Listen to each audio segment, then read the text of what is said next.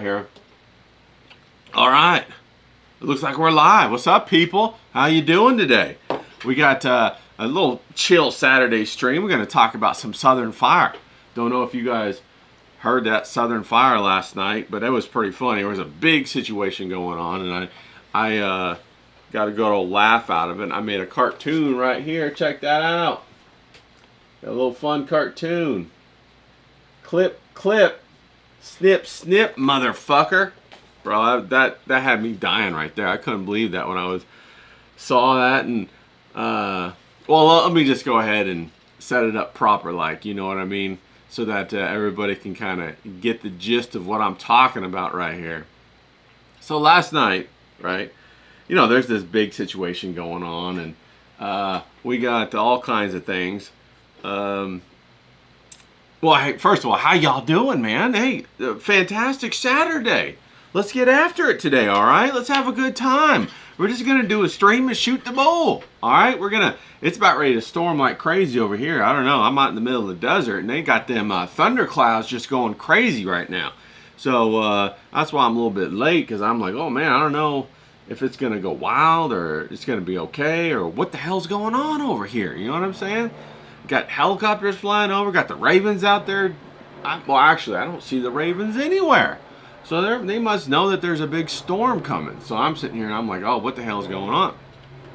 Anyway, so last night I'm, doing my editing. I just had a great chit chat with Ben Ahmet. Don't know if you know who that guy is. He's the one that's engraving all those metal cards. We had a good chit chat. Got down to business, brass tacks and whatnot. Sounded all professional. Get that tie going, people. Get it going. Got to get professional.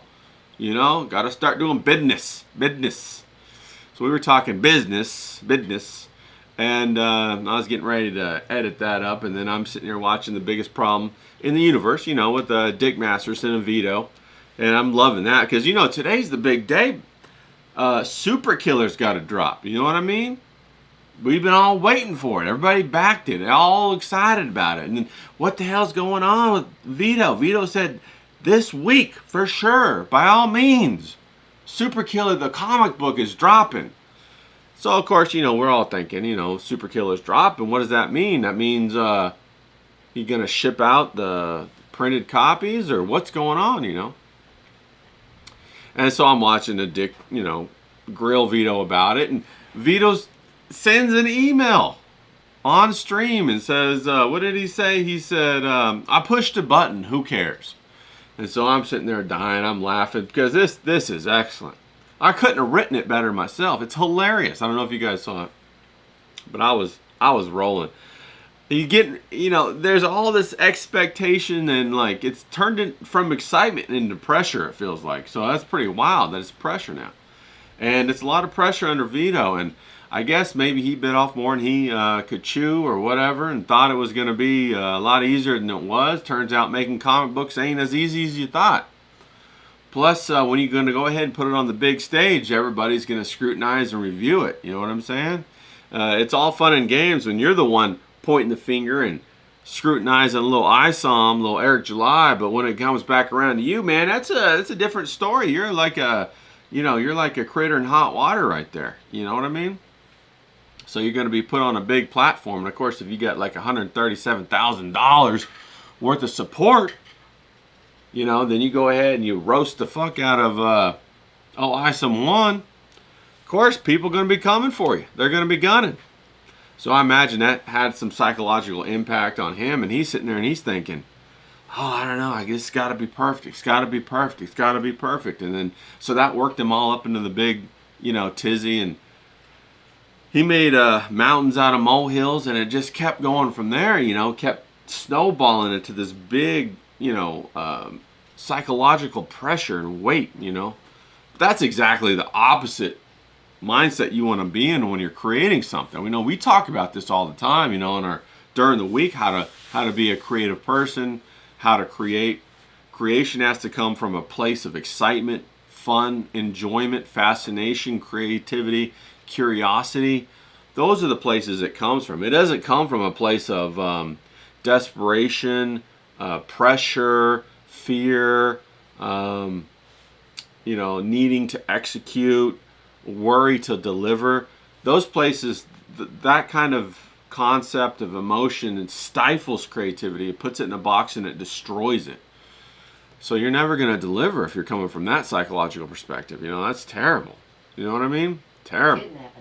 Kidnapping. Yeah, it's terrible. You know, so then he wants to delay more and more and more, and then, like, anyway. So fast forward to where we're at. We're watching the show last night, Dick and Vito sends out an email, you know, with the PDF on it, and saying, hey, there it is. There's your comic book, whatever. And it's not even colored, okay? So then I'm like, oh, man, there's going to be a whole bunch of blowback about this, right? So then I go on to the after show with Schizo Sean and Chrismal, and watching that. And then Katie Did's in the audience. Now, we all love Katie Did around here. She's a fantastic individual, as well as does fantastic work. Just a fucking ball of Southern love and energy and all that kind of stuff. But we saw a different side of Katie Did last night, people. I like to call this the Southern Bear, the Southern Mama Bear side of her last night. Just came out raging. And it made me flash back to my childhood, because I remember pissing my mom off when I'm driving in the back, when I'm in the back seat and she's driving, and she's back there and she's trying to reach around the seat and trying to pinch me, and I hear all them Southern words come out of her. You motherfucker, come over here, I'm gonna get you, son of a bitch. And I mean, right? We all been there, people. Come on now, right? And so I remember hearing that, and I was gonna play a little bit of that right now. So if we can go on over to camera 3, and you go throw me down in the corner over there, where people can still see me and whatnot. There we go. Now check this out. So this is right when Katie comes in. Now I'm gonna put on my headphones so I can hear it real quick.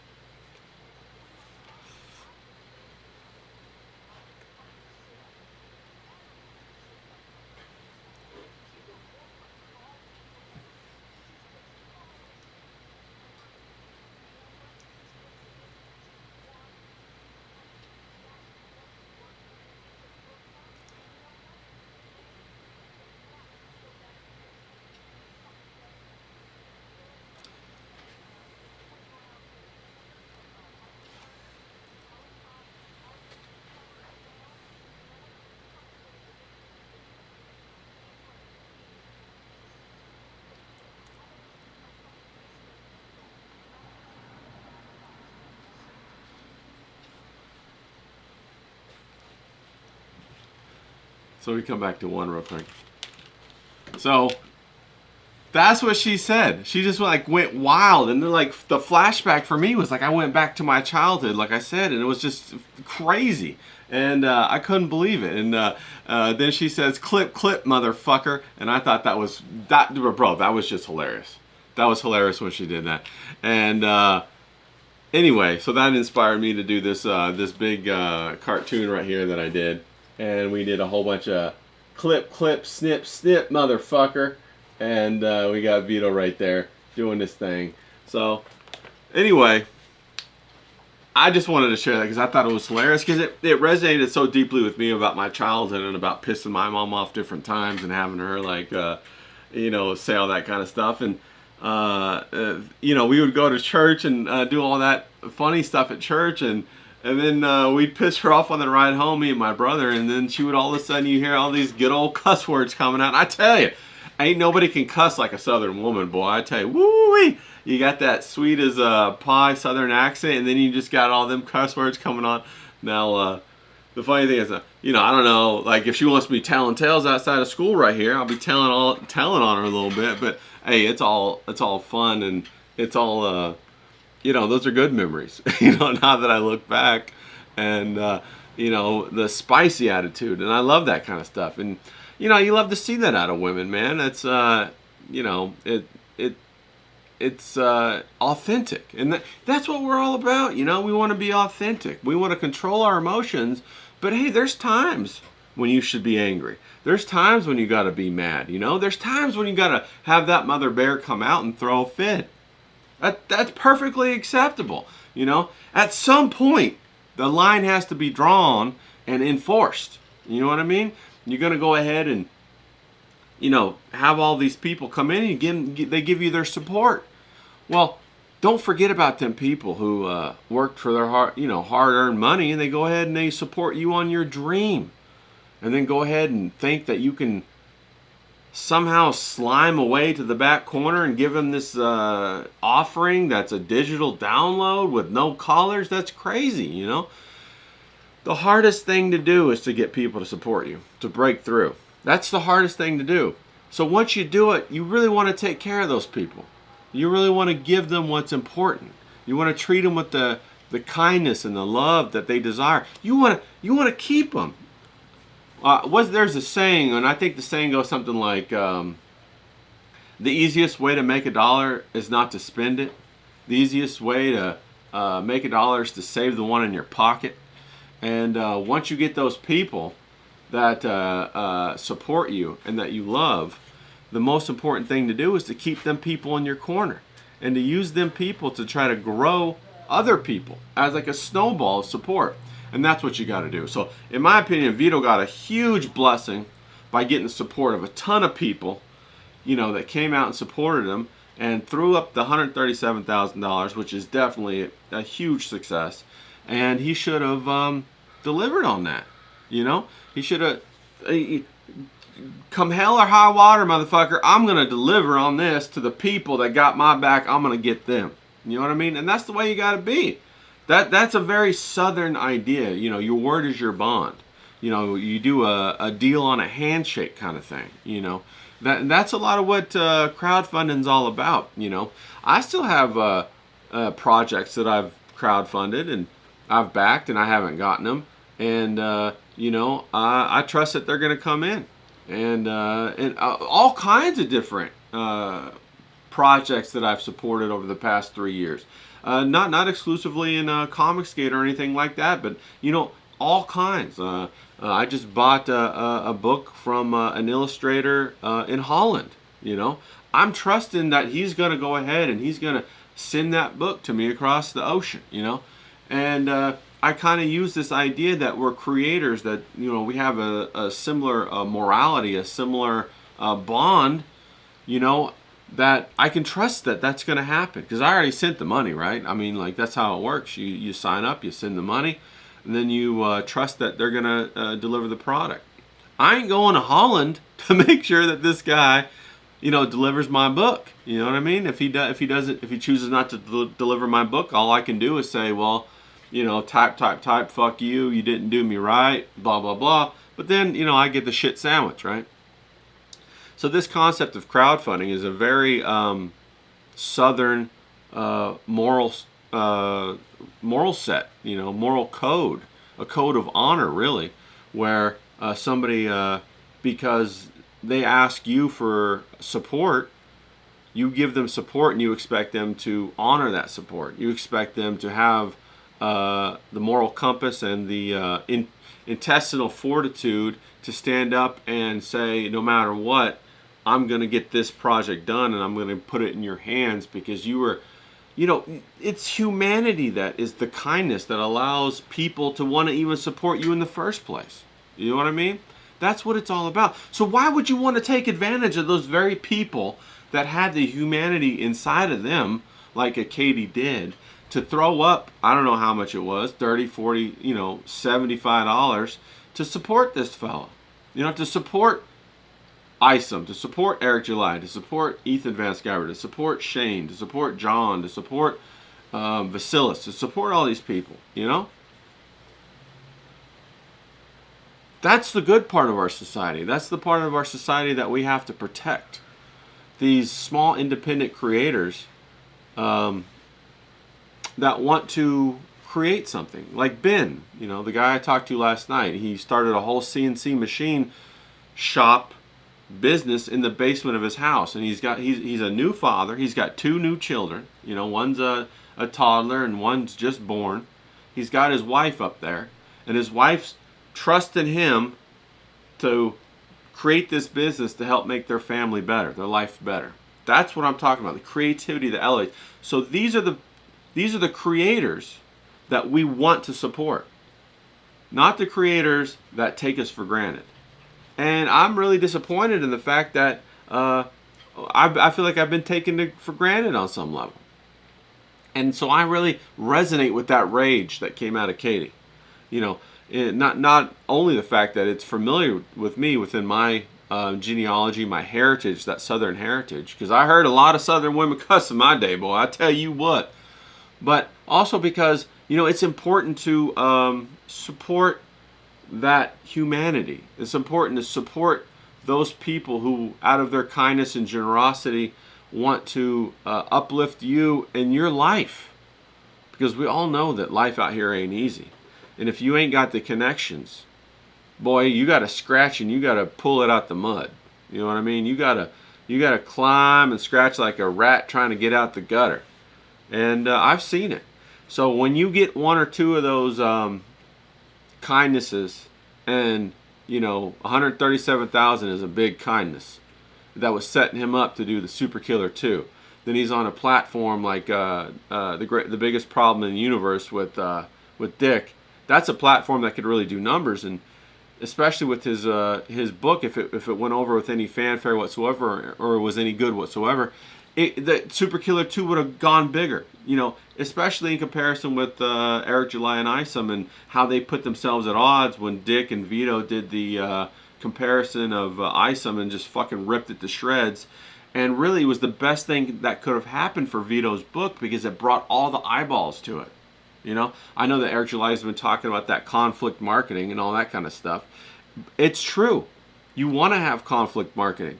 You want to have conflict marketing because you want to bring all the people around that are going to want to fucking beat the shit out of you. And they're going to want to stab you. And they're going to want to rip your project to shreds. And so it brings all the jackals around, right? So you're standing there in the middle and you're getting ready to pull out, you know, your little item, your project, you know, your sword. And you've got all the jackals around you ready. They're all ready to pounce on you. But when you bring out your sword, or you bring out your product, or you bring out your kilo of cocaine, you know, and it's real, those jackals start sniffing. And then those jackals become your customers. So it's kind of like one of those reverse Uno cards, you know. It's a social combat, you know, social jujitsu or judo, where you turn the tables on them and they came for one thing, but unexpectedly they got converted into your fan, your supporter, your customer. And now they're putting up the money to support you, whereas before they were looking to tear you down. But what's the linchpin in all this, people? The linchpin is you got to be able to deliver. You got me? You got to be able to deliver. And if you can't deliver, then you're fucked. Why even do it? Why pedestal yourself in order to be destroyed on a pedestal? It makes no sense, right? It doesn't make any sense at all. Why would you even do that? So it's a heavy game that you're playing. And be careful, you might get what you asked for. You might get that platform that you want. You might get the hopes and the dreams given to you that you want to come your direction. But then what are you going to do with it? Are you ready for it? Are you ready to follow through? Are you ready to execute? Are you ready to be that person who's going to become disciplined to go to the next level. Because remember, we talked about this before. We talked about this the other day when we were talking about creativity, and we were talking about the stresses that come in on the pipeline when you're trying to create something. Now, if you have a pipeline and you get put on the national stage and say you got like 2, 3, 4, 15 million people that are going to want your product, that's 15 million units. Okay? That's a lot of fucking pressure, right? You got to have a pretty big pipeline in order to have that throughput to put out that amount of product, those amount of books, those amount of videos or merchandise or an anime or a video or whatever it is in order to reach those 15 million people. You know what I mean? And so if you fuck up, bro, that's a big deal, because now 15 million people seen it, and you done ruined your reputation. People aren't going to back you. They're not going to support you. They're not going to buy your product. And guess what? It ain't like you can just move to the next city either, right? Because the internet is the only city, right? This platform is the only city. I about died laughing last night when I was listening to Dick talk to Vito. And Dick said, what did he say? He said, Vito, well, the people who bought your book were the people who were trying to say a big fuck you to Eric July. He said, yeah, I think there's other opportunities to sell my book. And Dick said, like what? And he said, well, I think I could just go give it away to a few comic book shops, basically sell it out of the trunk of my car. I about died right there. So you're telling me, your business mind is telling you to go ahead and, I don't know how many backers he had to have $137,000, but let's just say 2,000 backers. You're telling me that you're going to go sell to 2,000 people out of the trunk of your car when you won't even leave your house in order to put together a PDF to print off to go ahead and make a comic book, but you're going to do this work to go drive around and reach 2,000 people, 2 people at a time? Bro, you out of your damn mind. Come on now. You are living in delusion land. You're going to go from that many foot traffic, that much foot traffic coming through to ones and twos? Because think about it, people. When you're on the internet, the conversion rate for the foot traffic is usually 1 to 3%. What does that mean, Ray Ray? Well, that means that if you have one person buy, that means 100 people had to come through first. So out of every 100 people, you're going to get 1 to 3%, 1 to 3 people that are actually going to make the purchase. Okay? So if Vito had 1,000 people purchase, that means 100,000 people had to come through. So where can he go to get 100,000 foot traffic? Where? Where in the hell can he go? What physical location contains 100,000 people walking by your booth to get 1,000 people to purchase? Ain't nowhere I know. Now, I will tell you this. I had to get a sip real quick. What's up, Marge? I will tell you this. I used to do art walks back in the day, okay? And there was this one art walk that I did. It was in San Diego, okay? And it was a San Diego art walk, right? Little Italy, San Diego. It was awesome. And they would shut down all of Little Italy and set up booths and all that kind of stuff. And you had to pay like, $1,500 to get a booth, man. So this was no small thing, right? It's $1,500 and you got to set up your booth. So you got to have tables. You got to have the whole 9 yards. You got to have a generator if you want to have electricity, blah, blah, blah, blah, blah. You had to be there all day, have your lunch come, bring your product, have your different things to set up, like your tables, the things to hold your artwork, the different fixtures and whatnot, and the signage. So it's like a big deal, right? It only went for like 3 days, a Friday, a Saturday, and a Sunday. And it used to be awesome because they closed down all of Little Italy. So each day you would literally get like 60,000 people coming around this art walk in Little Italy. It was maybe 10 blocks, I want to say. 10 blocks. If you've ever been to San Diego. It's right down near the convention center. If you've been to San Diego Comic-Con. It's right down there next to it in Little Italy. Right by the Dick Blick art store where it used to be. Man, I love that area. I love that area. I used to live in San Diego, and that's why I'm telling you all this, right? So, this was back in 2000, I want to say 2002 to 2003, 2004, 2005, 6, 7, that time frame, okay? And so there would be, it was the best art walk I've ever been to. And I remember the first time I went, it was the first time I even tried it, and I set up a booth or whatever, and I had a couple people come by. Out of the 60,000, every day there was like 60,000 people. So over the 3 days, so that was a lot of people. And I really didn't sell anything because I didn't know what the fuck I was doing. I didn't. So then the next year, I had some paintings ready, some big paintings, like we're talking huge, like couch paintings, and I set it up, and I had a good time, and I sold $12,000, about $12,000 worth, okay? And so, bro, I was stoked. I was like, wow, that was awesome. In just 3 days, they did $12,000. So then the next year rolls around, and now I'm planning, right? Now I'm like, wow, $12,000. That's a fun thing to do. I'm loving it.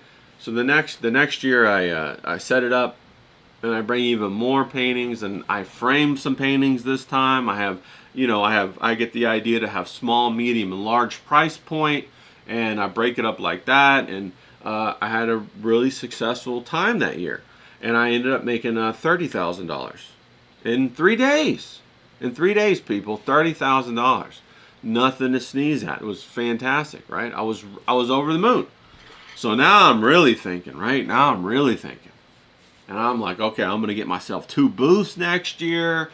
I'm really thinking about how to do the setup for the paintings. I'm going to expand even further. I had gotten a couple friends to come help me, and I was going to pay them, and I even set it up so they get a commission on their sales, and I was all excited about it, right? I was pumped about it. I was like ready to go. And Little Italy did something different that year.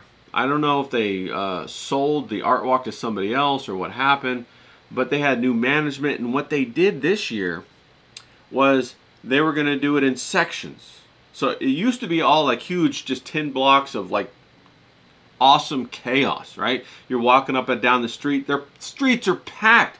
There's booths on both sides, tents on both sides, and every street's packed, and there was like 10 streets or whatever. And so this next year they did it in stages, and they were going to put some people down on in this Bay area. They're going to put some people in the Little Italy area, and they're going to put some people in this other area over here. And it was like, it was further than walking distance. You had to like take a cab or whatever. And there was going to be a music venue over here, then the food was going to be way over here, then the art was going to be over here, then some other art over here, and they broke it up. And that killed it, man. That killed the whole thing. Because then there was only maybe 10,000 people that showed up and came to the art area. Because everybody else was divided everywhere. And the conversion rate is still 1 to 3%.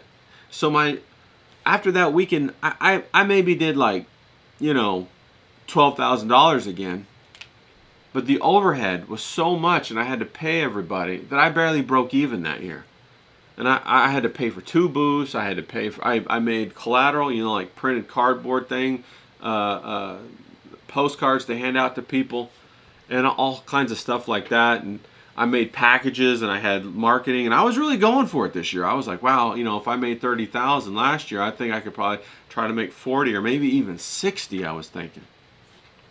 And I had made enough product that whole year in order to go ahead and do this.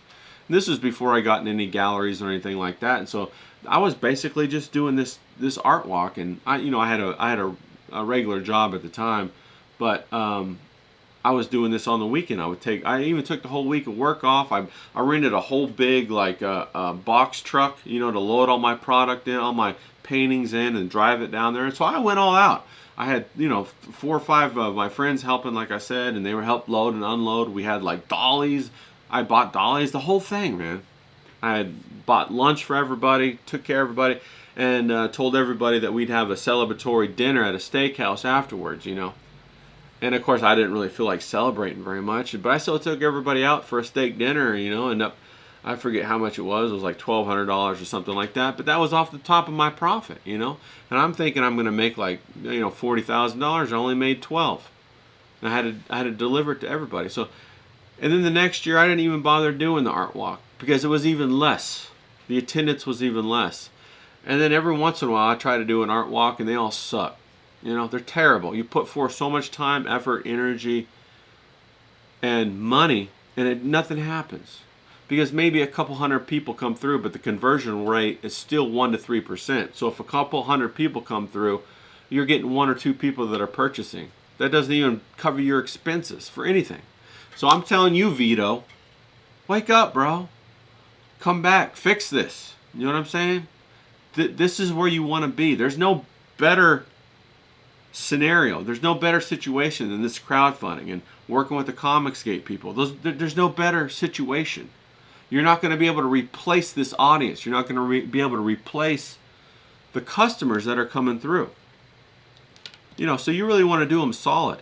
You might even want to make Super Killer 2 and give it away for free. I'm serious. You know what I mean? We got Johnny Rocket over here. And I love Johnny Rocket. And we got Corgan. I love Corgan. He's the artist for Johnny Rocket. And they're banging out the Maniac. You know? And they're doing a humdinger of a job, people. And Johnny Rocket's just a great writer. And he's writing all kinds of stuff. He's writing Elephant for Ethan Van Sciver. And he's doing his own thing with Maniac, and he's doing, you know, he's even doing all kinds of other extra work, man. He's writing Super Killer versus Punisher, Super Killer versus Green Arrow, that are parody things, you know. And I don't know if you guys know this, but he's even paying me to do a cover for him to give away for free for behind the scenes, just to make it a fun experience for you guys, you know, for the people who want to read it. And he's giving it all away. He's putting it out there. He's just throwing it out. He's doing a Substack. He's doing all kinds of stuff. Johnny Rocket's the guy you guys want to support. He's bending over backwards to put out quality stories because he's trying to make his dream come true. He's taking this thing serious, you know. And I just do a little shout out to Johnny Rocket, little hat tip right here. I recognize that. That's serious. And we got Corgan over here. He's busting his ass too. You know, Corgan just got married. I don't know if you guys know that or not. He's a good guy. He just got married, man. And he's still meeting his deadlines through the honeymoon, through all that kind of stuff, you know. So these are the people that you want to support, the people that take this kind of thing serious, you know what I mean? And the little creators out there that are trying to become medium-sized creators. You know, the most important thing to them is just to take this creativity and put it on in a product or a paper or a comic book, or hell, even if they're a sculptor. There's this guy in Japan that I follow, and he sculpts figurines out of blocks of wood. It's so awesome. You know, those are the kind of people you want to support. These are the kind of people who take the creativity and the creation and the product that they make to such an extreme level of seriousness that you know the quality is going to be good. You know it. And if it's not good and you say something to them, they bend over backwards to make sure you're happy. Because that artwork is who they are. It's like their identity. It's who they are trying to become. And that's super important. You know what I mean? So anyway, so that's my little rant on that. And, you know, I just got to, like I said, give a little hat tip to Katie Did, because I absolutely love that rage. Now, Katie, if you're listening, man, well, I got to get more of that. I need more of that Katie Did rage on that third microphone, or the second microphone, or the first microphone. That's the character that I want to see on stream. I want to see that. I know that you're a sweetheart and all that, and bless your heart and all that good stuff and whatnot, but damn it, I want to see that Southern rage. You know what I'm saying, people? I want to see that Southern rage. That's what I want. Now I want to give a shout out to some of these people here in the old chat room. So let me go ahead. I got to unplug this thing from my computer so that my aspect ratio changes, so I can see who's in the damn chat room. You know what I mean? I'm running all this on my little laptop right here. He ain't doing nothing, but we're going to go ahead and give a shout out. We got Darren. We got my boy Darren. D-Wag, I see you out there. We got all kinds of people in there. We got James. Now, James, I'm trying to keep this short, man. I got my timer over here. I know you've been busting my balls, but hey, James, I'd like to see a little bit longer videos out of you, bro. I'd like to see some longer videos. Now, I know that them ladies ain't complaining about anything but your videos are short, right? Because everything else is long. That's all I got to say about that, okay? We got Mr. Jeeky out there. We got shout out to him, bro. He just back off his family vacation. Homie was making me jealous. I'm out here looking at them Sundays he's posting, them places he's going. I'm like, damn, I need me some vacation time. You know what I mean? So that's what I'm talking about. We got Chest Grinder out here. He's a superstar going on in that watercolor challenge right now. He's just banging it out. We got all our people. We got Alex out here. Big shout out to Alex. Good to see you, buddy, and all that good stuff. So we just throwing out all the love, man. We just want to make this a really exciting place, you know. We got Huck out here. We got Kier. Kier's out here in the audience, throwing Kier some love. That guy's awesome. If you guys don't know about Huck, he's a little fella that is just a dynamo on the BMX bike, man. He be doing backflips and all that kind of stuff. And I think, if I got this right, he just won his 4th national championship BMX race tricks and in his age division. So that's huge, man. I think he's about 11 or 12 right now. He's huge. So he's a national champ, people. So you might want to give him a little bit of a shout out. And if you want to watch some of his videos, just go look him up. Huck is his name, H-U-C-K. You can't miss that little guy. He's blowing up everywhere. So, but anyway, I just wanted to keep it short and sweet today, people. Give you guys some love and say, hey, I hope you have a great Saturday today. And I'm about ready to go and get started on some lunch, and hope you are too. And let's get after it.